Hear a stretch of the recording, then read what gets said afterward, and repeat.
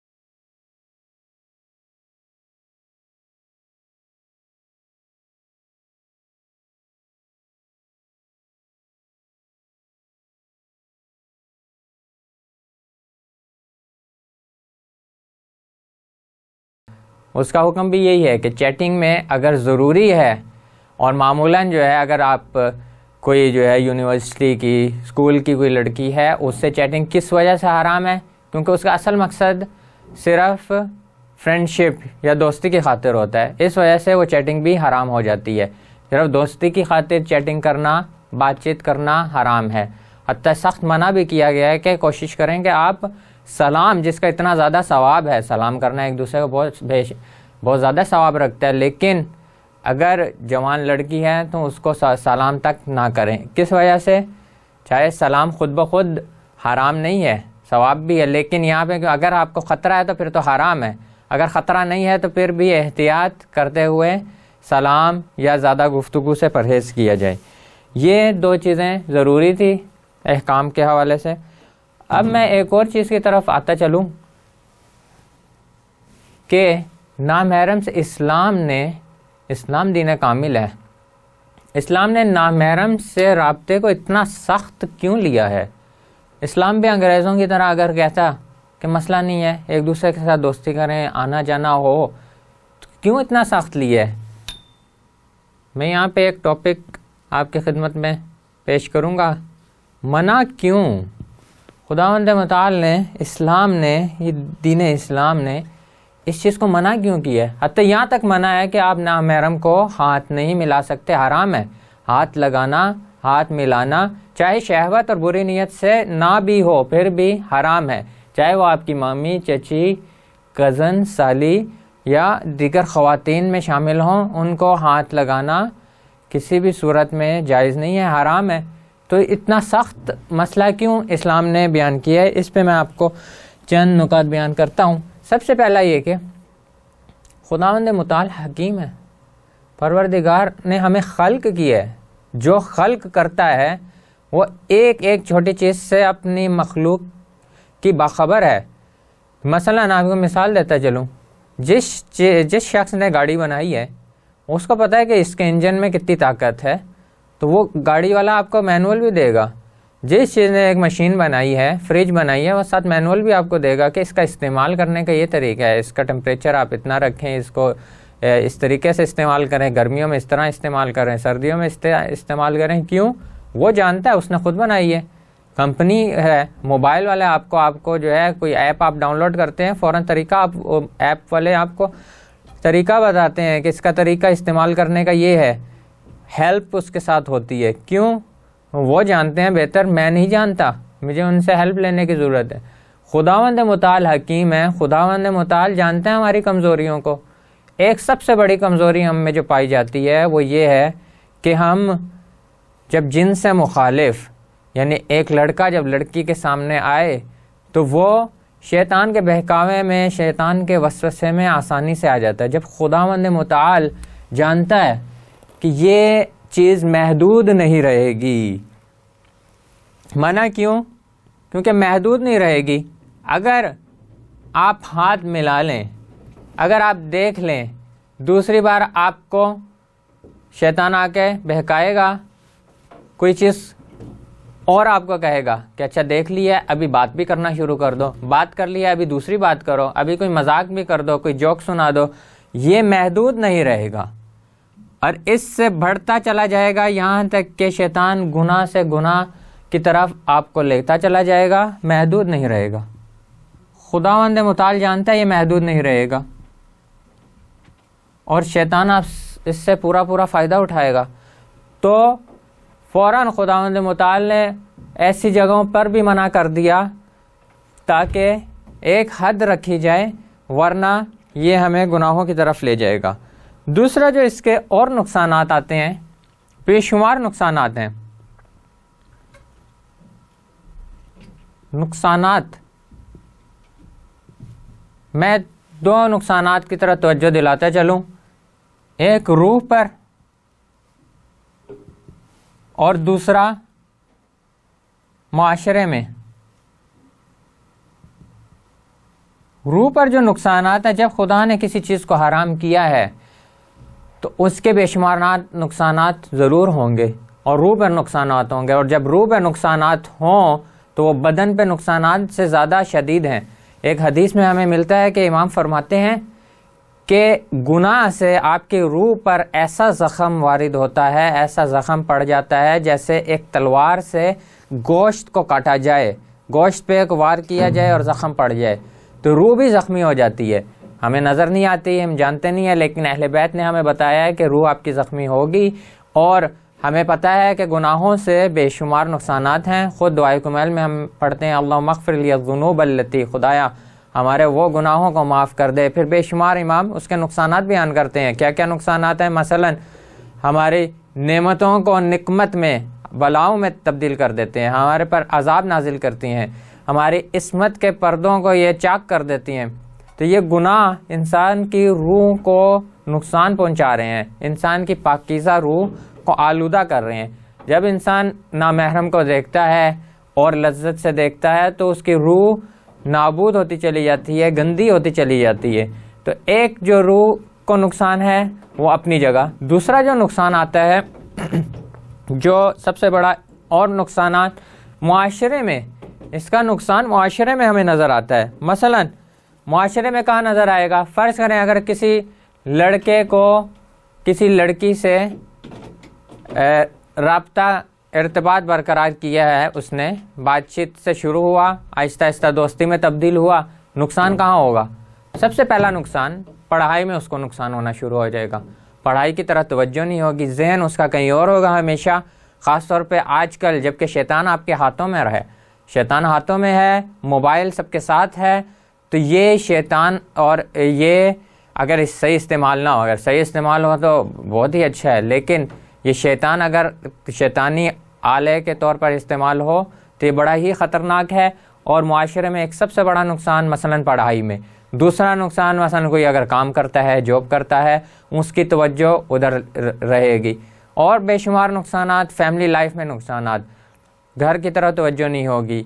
फिर अगर शादी के बाद भी ऐसी चीज़ें चलती रहती हैं तो और बेएतमादी और घर की मुश्किलात बेशुमार इसके साथ मुआशरे में आती हैं। जैसा कि हम देख रहे हैं कि गरबी मुआशरा जो ज़ाहिर में आज़ाद मुआशरा है, आज़ाद है, बिल्कुल आज़ाद, मसलन इन चीज़ों में आज़ाद है, कोई कैद नहीं उन्होंने लगाई, कोई रोक नहीं है, जो करना चाहो करो, जानवरों की तरह आपने रहना है रहो, और रह रहे हैं जानवरों की तरह, जो है ना एक दूसरे से मेल मिलाप है, कोई आदाब नहीं, अखलाक नहीं, कोई जो है ना महदूदियत नहीं। जब नहीं है तो हम देख रहे हैं तलाक़ें हो रही हैं, बेशुमार तलाक़ें हो रही हैं, बच्चे जो हैं रुल रहे हैं, बच्चों के माँ बाप अलग हुए हुए हैं, मुश्किलात बेशुमार गरबी मुआशरे में हो रही हैं। यूरोपीय ममालिक में देख लें, अमरीकी और दूसरे ममालिक में अगर देखें तो ये मुश्किलात हमें नज़र आ रही हैं। इस्लाम ने इन नुकसानात से बचाने के लिए हमें पहले से ही रोक दिया, और ये बहुत बड़ी मुताल की हिकमत थी और हमारे लिए एक नेमत है। इसको मुश्किल ना समझे, नेमत है जो हमें रोक रही है और हमें बेशुमार नेमतें अता फरमा रहा है खुदा। अब अगर हम पढ़ाई में दिलचस्पी लेंगे, नमाज में भी दिलचस्पी होने लग जाएगी। जब हम जो है गुनाहों से बचेंगे, आंखें हमारी आलूदा नहीं होंगी, नमाज में भी दिलचस्पी होगी, वरना नमाज पढ़ने में बेरग़बती होगी, कुरान पढ़ने का दिल नहीं जाएगा, क्योंकि जहन हराम की तरफ लगा हुआ है और हराम के नुकसानात इंसान के रूह और जिस्म पर होंगे। तो मुआशरे में एक नुकसान। इसके अलावा मना क्यों? एक जो इसका मैं और जवाब देता चलूँ, हर चीज़ नहीं मना की खुदा ने, एक हलाल भी तरीका रखा है। हलाल तरीका क्या है? अगर किसी शख्स से वाकई शहवत, ख्वाहिशात कंट्रोल नहीं हो रही, बहुत ही मुश्किल हो गया, हलाल तरीका, परवरदिगार आलम ने बताया कि हलाल तरीका, मैंने मना नहीं किया, मैंने हलाल तरीका बताया। मैंने कहा जानवरों की तरह, खुदा का कहना है कि जानवरों की तरह ना करो, जानवरों की तरह हर किसी से बातचीत, हर किसी से जो है इश्क, हर किसी के करीब जाना, ऐसा ना हो। हलाल तरीका है। हलाल तरीका क्या है? शादी। कि अगर वाकई किसी से बहुत ही ज़्यादा कोई पसंद है, किसी से बात करना चाहते हो, मिलना चाहते हो, करीब आना चाहते हो, तो शादी का तरीका है। लेकिन क्योंकि शादी का तरीके, शादी की और भी शराइत हैं, हर जो शख्स बालिग हो जाए, 14 साल का, 15 साल का शादी कर लेना ही, हर वो शख्स शादी नहीं कर सकता।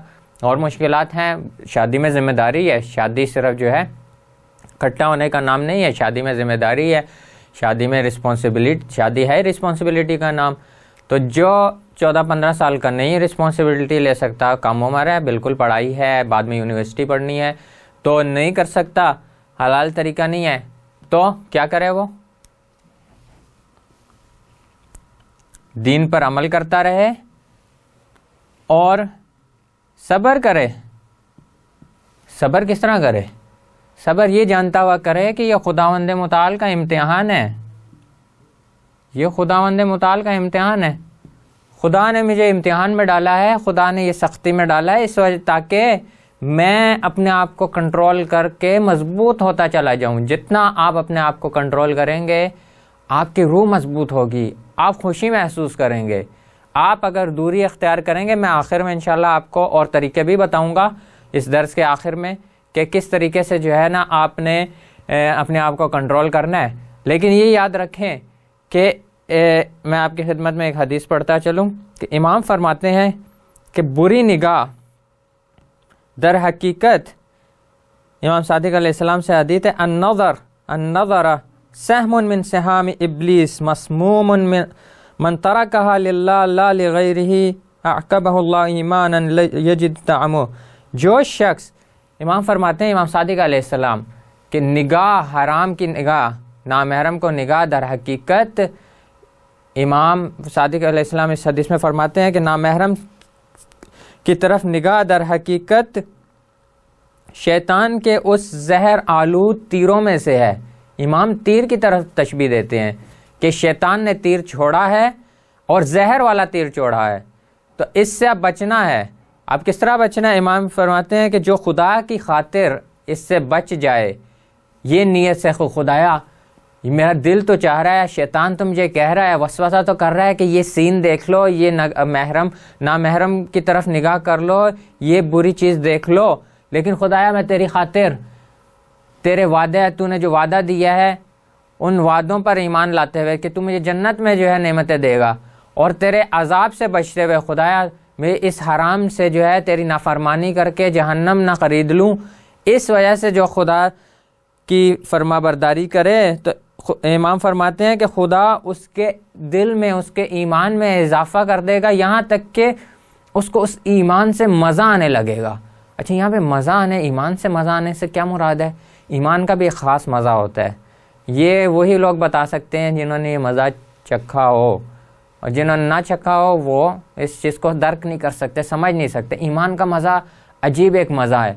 नमाज़ों में लुत्फ़ आना शुरू हो जाता है, कुरान पढ़ने में मज़ा आने लग जाता है। लेकिन अगर ईमान का मज़ा ना हो, ये आंखें आलूदा हों, गुनाह में मुब्तला हों, तो नमाज़ों में मज़ा नहीं आएगा, कुरान पढ़ते हुए दिल नहीं चाहेगा, दुआएं पढ़ते हुए आंखों से आंसू जारी नहीं होंगे।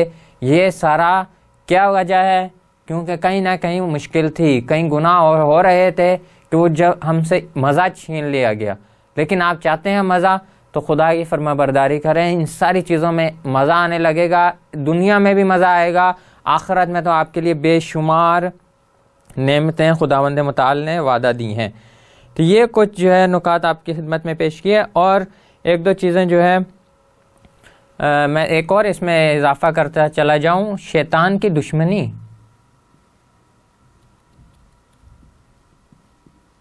शैतान की दुश्मनी मना इसलिए किया कि शैतान शदीद दुश्मन है। शैतान इतना बड़ा दुश्मन है, आपको हर लम्हे नाबूद करने की कोशिश में है। वो चाहता है कि आपको जब तक जहन्नम में ना ले जाए, आपको जहन्नम में और बदतरीन जहन्नम के ठिकाने तक ना ले जाए, वो पीछे नहीं हटेगा। और उसके लिए एक सबसे बड़ा वेपन जो है, सबसे बड़ा हथियार जो है, वो नामहरम से राबता है। सबसे बड़ा, ख़ास तौर पर जवानों के लिए और ख़ास तौर पर इस ज़माने में ये सबसे बड़ा हथियार है जो शैतान के हाथ में है। अच्छा, यहाँ पे मैं जो हूँ आपकी खिदमत में चंद एक चीज़ें भी पेश करता चलूँ कि इससे बचना किस तरह है।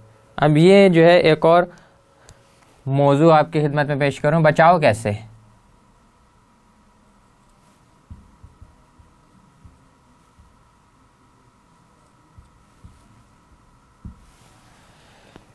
बचाओ कैसे, बचना कैसे है? ठीक है, आपने देख लिया कि इसके नुकसानात हैं, लेकिन मुश्किल भी है। ठीक है, इम्तिहान का मतलब ही है कि मुश्किल है।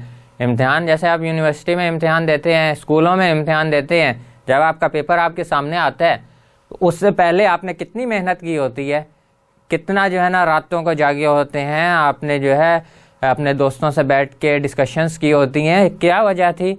इम्तिहान था। इम्तिहान में मेहनत करनी पड़ती है, जहमत करनी पड़ती है, आपको जो है नींद कुर्बान करनी पड़ती है, दूसरी चीज़ें छोड़नी पड़ती हैं, गेम्स छोड़नी पड़ती हैं।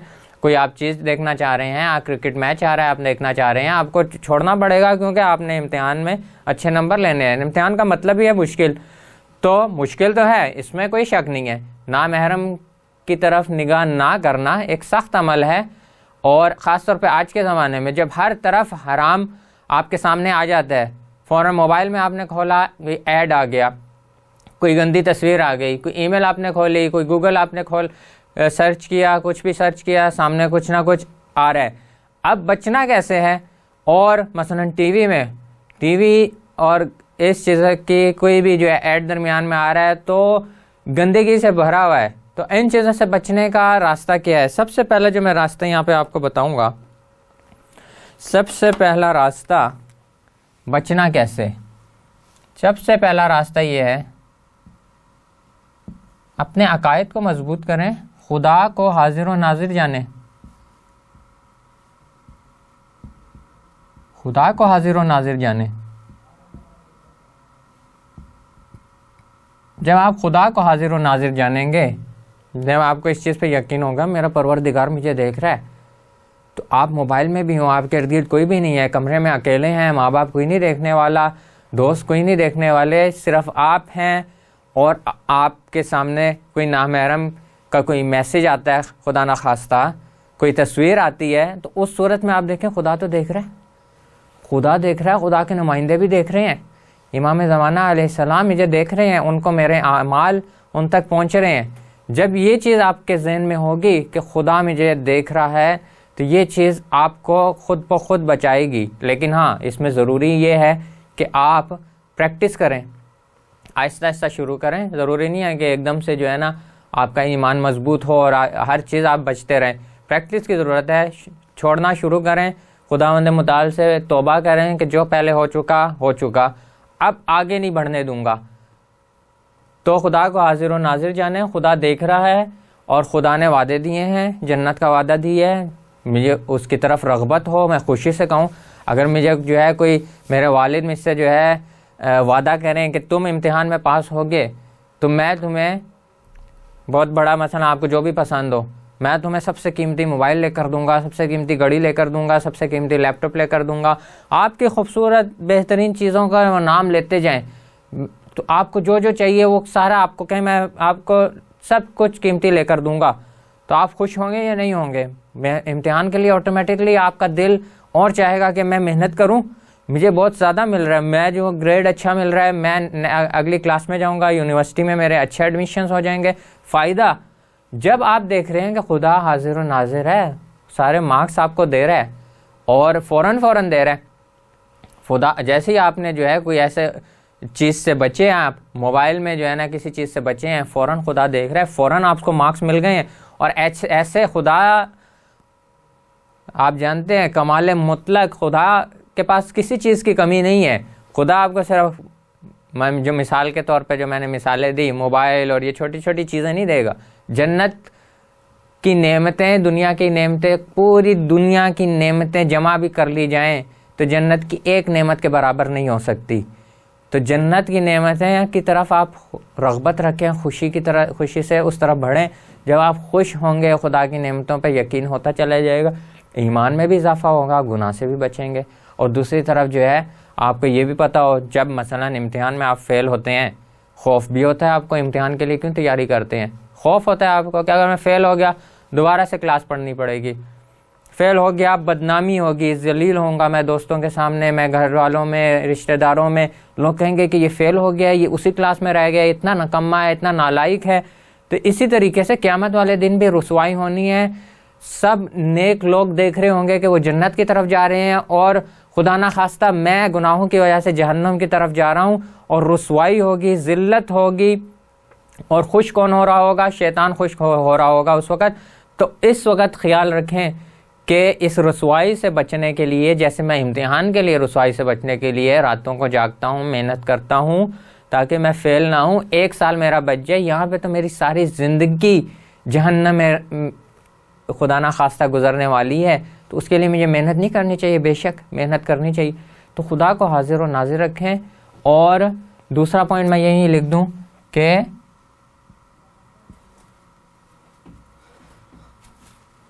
जन्नत की ख्वाहिश रखें, जन्नत की ख्वाहिश और दोज़ख का खौफ, ये दिल में ज़रूर होना चाहिए। जन्नत की ख्वाहिश हो और दोज़ख का, अगर ये ना हो तो शैतान आपको गुमराही की तरफ लेकर जाता चला जाएगा। यहाँ पे मैं एक और चीज़ इजाफा करूँ, तीसरी चीज़, मिसालों को जहन में रखें। अब यहाँ से मेरी क्या मुराद है? मिसालों को जहन में रखें। कैसी मिसालें?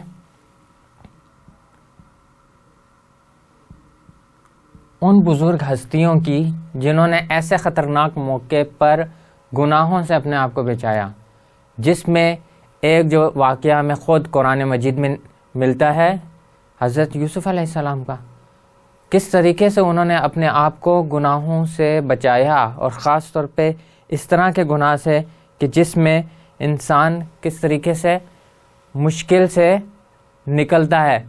मिसालों को ज़हन में रखें। हज़रत यूसुफ़ की मिसाल कि हज़रत यूसुफ़ इतने खूबसूरत थे, इतने खूबसूरत, उनको शैतान ने एक गुनाह का मौका फ़राहम किया। और आप लोगों ने अगर हज़रत यूसुफ़ अलैहिस्सलाम की मूवी ज़रूर देखी होगी तो जानते हैं कि किस तरीके से ज़ुलेखा ने हज़रत यूसुफ़ अलैहिस्सलाम को बंद कमरे में गुनाह की तरफ दावत दी।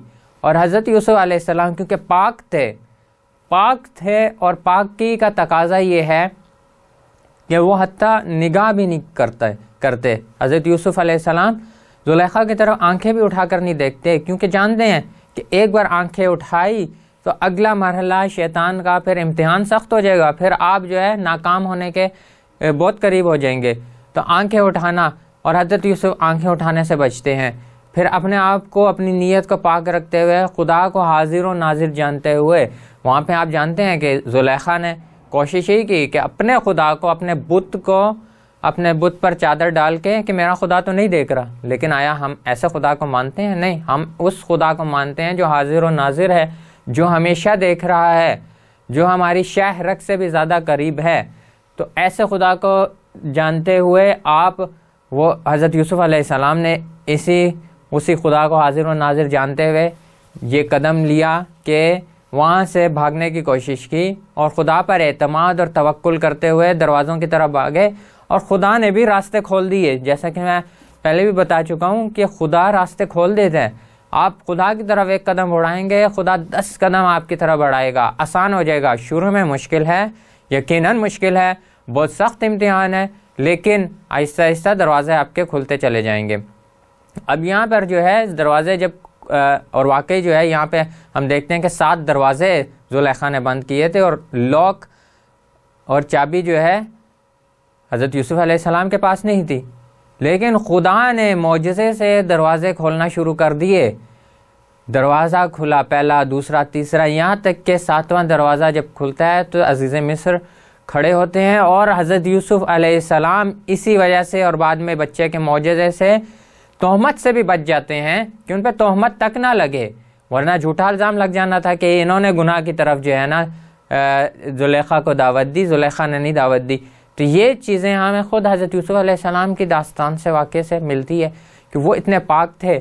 अगर खुदा फ़र्ज़ करें क़यामत वाले दिन जो है कोई शख्स जाता है और कहता है कि खुदाया मेरे ख्वाहिशात तूने दी थी और मैं कंट्रोल नहीं कर सका, अब इसमें मेरी क्या गलती है? खुदा फ़ौरन हज़रत यूसुफ़ अलैहिस्सलाम को सामने ले आएगा कि ये देखो, ये शख्स कंट्रोल कर सका था, तुमसे 10 गुना 100 गुना खूबसूरत है।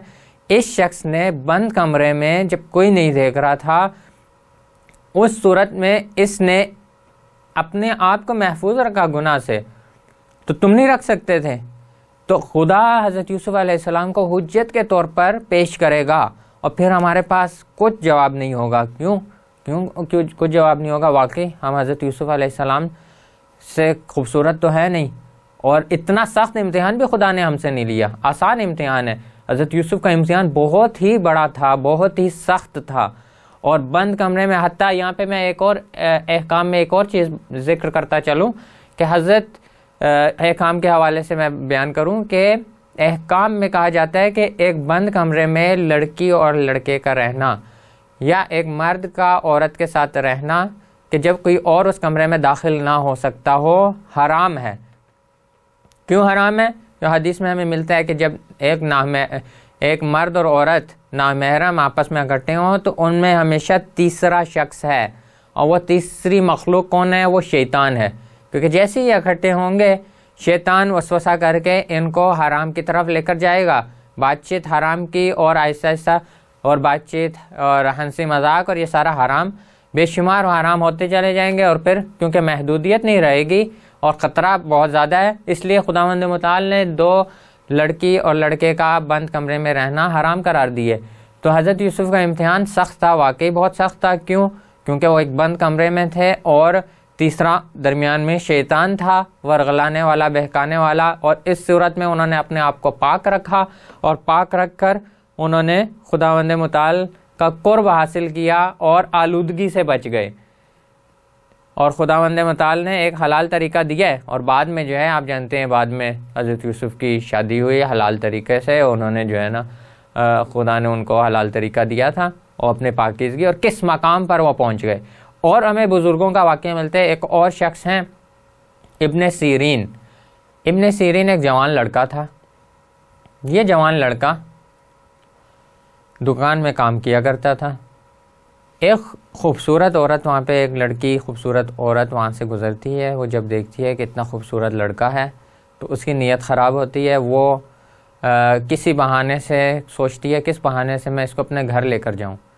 वो लड़की जो है किसी बहाने से कहती है कि मुझे ये दुकान से सामान ख़रीदती है, कहती है कि मेरे सामान घर लाने के लिए किसी को भेज दो, इस लड़के को भेज दो। तो वो लड़का जो है, ये इब्ने सीरीन काम कर रहे होते हैं, तो वो सामान उठा के जब घर में घर ले आते हैं, और वो घर जब उसके लेकर जाते हैं तो वो कहती है अंदर रख दो। तो वो जब अंदर रखते हैं तो अंदर से वो दरवाज़ा लॉक कर देती है। जब वो अंदर से दरवाज़ा लॉक कर देती है और फिर इस लड़के को शैतानी काम की तरफ, बुराई की तरफ दावत देती है। लेकिन इब्ने सीरीन क्योंकि पाक शरिश्त होते हैं, पाक इनका दिल होता है, आलूदगी से दूर होते हैं, गुनाहों से दूर होते हैं, इन जानते हैं कि इतना सख्त गुनाह में ये पड़ने वाले हैं, तो फ़ौरन उस लड़की को, उस खातून को ये मना कर देते हैं। और लेकिन देखते हैं कि चारा नहीं है, अब क्या करें, कोई रास्ता ही नहीं है, दरवाज़ा भी लॉक है। अंदर से अगर शोर मचाएंगे तो लोगों ने कहना है कि ये शख्स लड़का अंदर गया था, इस पे इल्ज़ाम लग जाना है। परेशान हो जाते हैं। फ़ौरन खुदा मदद नाजिल करता है। मुश्किल वक्त में हमेशा मदद आती है। अगर आप खुदा से तवस्सुल करें, अहले बैत को याद करें, तो फ़ौरन मदद आएगी। इब्ने सीरीन को फ़ौरन मदद आई, और मदद किस तरीके से आई? फ़ौरन उनके जहन में ये आया कि वो अपने आप को किसी तरीके से, अपने चेहरे को गंदा कर लें, नजिस कर लें, और अगर नजिस कर लेंगे तो उस सूरत में वो इससे बच जाएंगे, क्योंकि ये जब देखेगी कि मैं नजिस हूँ, मैं गंदा हूँ, तो मुझसे दूर होगी। उसी सूरत में वो जो है किसी तरीके से वहाँ पे मौका ढूंढते, साथ ही अपने चेहरे को गंदगी से और नजासत से भर लेते हैं। और जब ये नजासत अपने आप को भर लेते हैं तो उस वक़्त जब ये लड़की इनको देखती है और इस जवान लड़के को देखती है तो उसको कराहत होती है, उसको नफ़रत होती है। फ़ौरन वो कहती है यहाँ से दफ़ा हो जाओ, क्या गंदगी तुमने मल ली है, क्या गंदे हो गए हो, तो वो घर से निकाल देती है। अच्छा, ये इब्ने सीरीन जो हैं जब इस गुनाह से इस तरीके से बच जाते हैं, और क्या तरीका था? रूह नजिस ना हो, बदन नजिस होके पाक हो जाएगा, चेहरा जो है नजिस होके इसको मैं पानी से धो लूँगा, पाक हो जाएगा, वुज़ू कर लूँगा, गुस्ल कर लूँगा, ज़्यादा से ज़्यादा मैं जिस्म पाक हो जाएगा, मेरा हाथ नजिस है पाक हो जाए। रूह एक बार नजिस हो जाए तो आसानी से पाक नहीं होती। रूह को पाक करने का बड़े सख्त मराहिल हैं, तौबा का रास्ता खुला है, लेकिन बहुत सख्त है। तौबा का रास्ता बहुत सख्त है। तौबा के लिए जैसे पिछले दर्स में भी अर्ज़ किया था कि पछतावा होना चाहिए, खुदा की बारगाह में रो रो के तड़प तड़प के मांगना चाहिए कि खुदाया माफ़ कर दे, गलती हो गई, अब नहीं करूँगा मैं। तो तौबा का रास्ता सख्त है। तो इससे पहले कि इंसान जो है गुनाह में और तौबा की तरफ है, गुनाह में ही मुलविस ना हो, इन्होंने अपनी रूह को पाक रखा इब्ने सीरीन। तो मैं इनका नाम भी लिख दूं कि ये जो है ना एक बहुत बड़ी शख्सियत थे, हज़रत यूसुफ़ अलैहिस्सलाम और इब्ने सीरीन। इब्ने सीरीन के हवाले से कहते हैं कि जब इन्होंने ये अमल किया, गुनाहों से बचे, शैतानी वसवसे से बचे, तो उसके बाद क्या हुआ, इब्ने सीरीन के बारे में कहते हैं कि ये हज़रत यूसुफ़ की तरह, हज़रत यूसुफ़ ख्वाबों की ताबीर करते थे, इब्ने सीरीन भी ख्वाबों की ताबीरें करने लग गए। किस तरह? ख्वाबों की ताबीरें अल्लाह ने इनको दे दी, अल्लाह की इन तरफ से नेमत थी, तो ये ख्वाबों की ताबीरें करने लग गए। और ख्वाबों की ताबीरें जब करने लग गए तो फिर आप जानते हैं कि लोग इनसे और करीब हो गए, इम्प्रेस होने लग गए कि वाकई वो कोई बहुत बड़ी शख्सियत है और बहुत बड़ा काम है। हर कोई ख्वाब की ताबीर नहीं कर सकता। यहाँ पे मैं एक चीज़ आपको बताता चलूँ कि आप भी कोई ख्वाब देखें, आपके घर वाले भी कोई ख्वाब देखें, तो हर ख्वाब कोई ताबीर नहीं कर सकता। ताबीर करने के लिए एक ख़ास इल्म चाहिए, एक ख़ास हुनर चाहिए, और अल्लाह ताला की देन होती है कि जो ताबीर कर सके। ख्वाब हर कोई देखता है, लेकिन उसका मतलब क्या है, वो क्या चीज़ कहना चाह रही है। हो सकता है आपने एक चीज़ देखी है, उसका मतलब बिल्कुल उसका उल्टा था। ये आपको आलिम से पूछना है, और जो ख्वाबों की ताबीर समझ सकते हो उनसे पूछना है, वरना हर कोई ताबीर नहीं कर सकता। तो ये हज़रत यूसुफ़ और इब्ने सीरीन, आपने मूवी में भी देखा होगा कि हज़रत यूसुफ़ ने जो ताबीर की थी, तो वो ज़िंदानी और जो कैदी थे वो समझ रहे थे मैंने बहुत अच्छी ख्वाब देखी है, लेकिन जब ताबीर हुई तो जो इल्म गैब जानता है, जो इसको अल्लाह की तरफ से इल्म है, उस जब उन्होंने ताबीर की, हज़रत यूसुफ़ अलैहिस्सलाम ने ताबीर की, तो पता चला कि नहीं, वो अच्छी ख्वाब उसकी फांसी की तरफ तवज्जो दिला रही थी। वो जिसको समझा था अच्छी ख्वाब है, लेकिन वो उसके लिए सज़ाए मौत थी। तो हर ख्वाब को हम ताबीर नहीं कर सकते, इल्म चाहिए, और अगर तकवा इख्तियार करेंगे, खुदा आहिस्ता आहिस्ता वो इल्म भी देगा, जैसे इन शख्सियतों को खुदा ने इल्म दिया। एक और जो पॉइंट मैं यहाँ पे सबसे ज़रूरी पॉइंट और आखिरी पॉइंट में अर्ज़ करता चलूँ, एहतियात। एहतियात करें।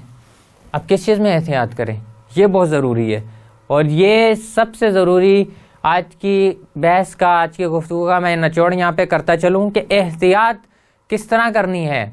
एहतियात इस तरह करनी है कि आप कोशिश करें किसी नामहरम की तरफ आपकी आंखें जाएं ही ना। जब जाएंगी नहीं तो शैतान आपका वसवसा भी नहीं करेगा कि वो देखो, उसको बार बार देखो, उसको देखते रहो, शैतान वसवसा भी नहीं करेगा। आप ऐसी मूवीज़ को देखें ही ना कि जिसमें कोई बुरे सीन हो, आप मूवीज़ को खोलें ही ना। आपके दोस्त आपको 100 बार भी कहते रहें कि बेहतरीन मूवी है, ये हिट वाली मूवी है, इसको ज़रूर देखें, पूरी दुनिया कहती रहे, ख़बरें कहती रहें, और अखबारों में उन मूवीज़ के बारे में आता रहे, बेहतरीन एक्टर्स हों, लेकिन आपको पता है इसमें गंदा सीन है, वो सीन आपको देखना पड़ जाएगा उस मूवी के लिए, आप वो मूवी ना देखें। अपने आप को पाक रखना है, अहले बैत को खुश करना है, इमाम ज़माना को खुश करना है, तो आप मूवी ना देखें, आप हराम में ना पड़ें, अपने आप को बचाएं। हज़रत यूसुफ़ अलैहिस्सलाम ने क्या कदम किया था जब हमला हुआ था, फ़ौरन भागे थे, फ़ौरन भागे। इसी तरह हमारे लिए भी फ़र्ज़ बनता है कि फ़ौरन हम भागें ऐसी जगहों से जहाँ पे तोहमत लग सकती हो, ऐसे लड़कों से भी भागें, बचें जो ज़्यादा लड़कियों के बारे में गुफ्तगू करते हैं। बिस्मिल्लाहिन्नूर